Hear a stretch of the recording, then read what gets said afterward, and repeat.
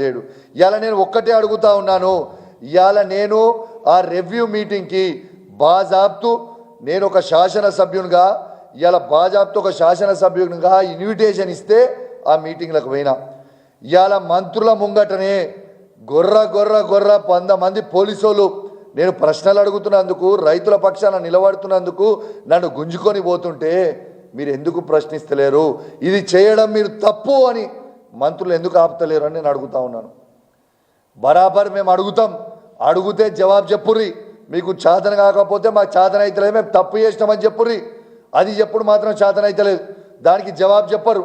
వాళ్ళని గుంజుకొని పోయి పోలీస్ స్టేషన్లలో పెడతామంటారు, కేసులు పెడతామంటారు, లేకుంటే దాడులు చేస్తామంటారు. ఏం దాడులు చేస్తారు? ఎన్ని రోజులు దాడులు చేస్తారు? భయపడతామా దాడులు చేస్తే? మీరు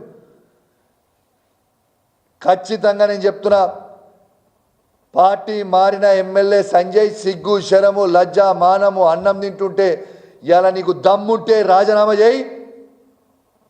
నువ్వు రాజీనామా చేయి, ఆడ కాంగ్రెస్ టికెట్ నుంచి పోటీ చేయి, నువ్వు గెలుస్తావా చూస్తా. చలో నీకు దమ్ముంటే సవాల్ విసురుతున్నా, ఈ 10 మంది ఎమ్మెల్యేలను మీరు రాజీనామా చేయరి.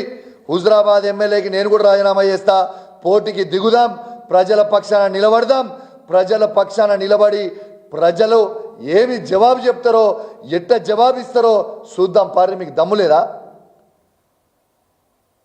మీకు దమ్ము లేదా? మీ 10 మంది రాజీనామా చేయరి, నేను కూడా ఎమ్మెల్యేగా రాజీనామా చేస్తా. అవసరమైతే కేసీఆర్ గారిని రిక్వెస్ట్ చేసి మా బీఆర్ఎస్ పార్టీ ఎమ్మెల్యేలు అందరం కూడా రాజీనామా చేస్తాం. రాబోయే ఎలక్షన్లకు పోదాం, చూద్దాం. ఇక మీరేంది మేమేందో చూసుకుందాం. ప్రజలు జవాబు చెప్తారు కదా, దీనికి జవాబు చెప్పరు. దాడులు చేస్తాం, కొడతాం, గుద్దుతాం, పోలీస్ కేసులు పెడతాం. అసలు నేను అడుగుతున్నా, నిన్న సిగ్గు శరము లజ్జ మానం ఉందా? మా యాదాద్రి భువనగిరి జిల్లాలో మా పార్టీ ఆఫీస్ మీద దాడి చేస్తారా? తెలంగాణ తెచ్చిన కేసీఆర్ గారి ఫోటో తీసుకొని కింద కొడతారు రేవంత్ రెడ్డి గారు. సిగ్గుందా? చావు నోట్ల తలబెట్టి తెలంగాణ తెచ్చిన కేసీఆర్ గారి ఫోటో తీసి కింద ఎట్లా కొట్టబుద్ధి అయింది మీకని నేను అడుగుతా ఉన్నాను. ఇలా ఇదే రేవంత్ రెడ్డి గారు కూడా ఆ కుర్చీలో కూర్చుందంటే అది కేసీఆర్ గారి భిక్షనా కాదా? ఇలా తెలంగాణని ప్రపంచంలో గుర్తుపట్టేటట్టు చేసింది కేసీఆర్ గారు కాదా? ఇలా హైదరాబాద్ని ఇవాళ భారతదేశంలోనే టాప్ సిటీగా నిలబెట్టింది కేసీఆర్ గారు కాదా? ఇలా భారతదేశంలోనే ఇలా గ్రామ పంచాయతీ బెస్ట్ గ్రామ పంచాయతీలో అవార్డులు 20 తీస్తే 19 వచ్చినాయి, అవి కేసీఆర్ గారు చేయబట్టి కాదా?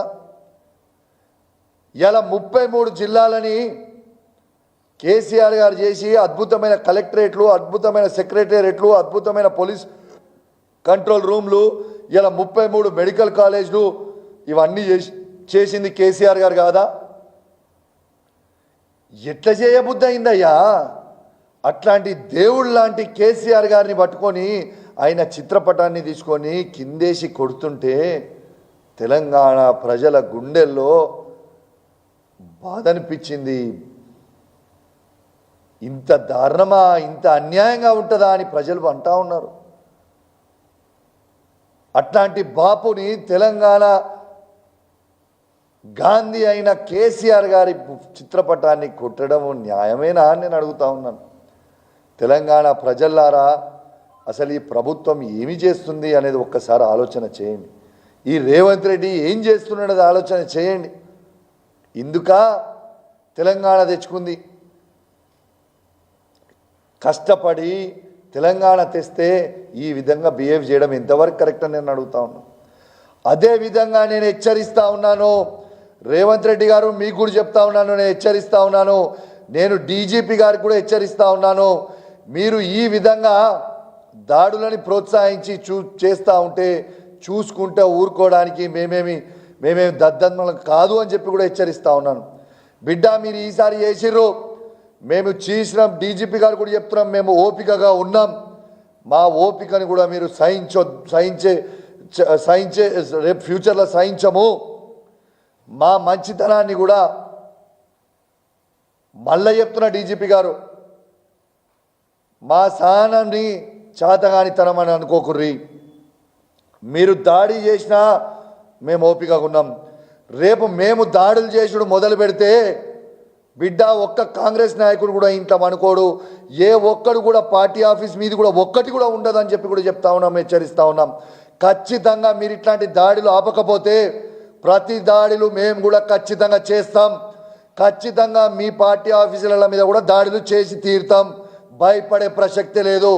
మా పార్టీ ఆఫీసుల మీద వస్తుంటే మా కేసీఆర్ గారి ఫోటోలు కిందేసి కొడుతుంటే మేము చూసుకుంటూ కావాలనే బిడ్డ ఖచ్చితంగా చెప్తా ఉన్నాం.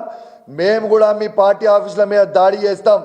ఇట్లా మొదలైతే డీజీపీ గారు దీనికి బాధ్యత మీరే వహించాల్సి వస్తుంది. ఎట్లా రేవంత్ రెడ్డి గారు ఆయన సీఎం, ఆయనే హోమ్ మినిస్టర్.